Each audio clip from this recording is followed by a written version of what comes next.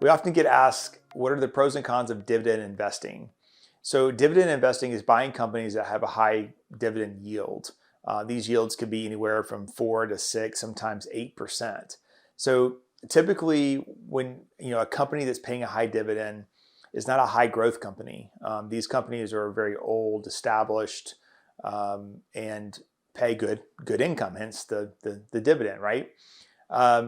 Those companies also tend to be a little less volatile historically, and so people will buy the slow, steady stock that pays the income.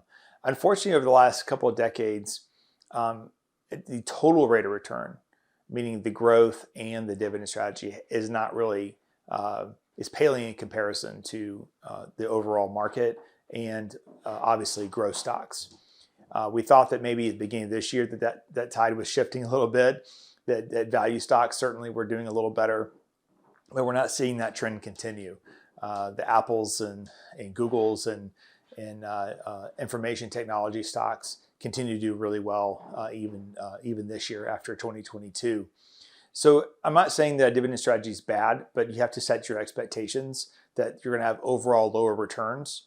For any new money going to dividends, those stocks are highly valued. The price earnings ratio are much higher on those stocks than they historically have been. But honestly, growth stocks are probably just as much overvalued in some cases. The bottom line is you have to have your money working for you. You have to be focused long term. You can't be focused on 1 or 2 year fluctuations.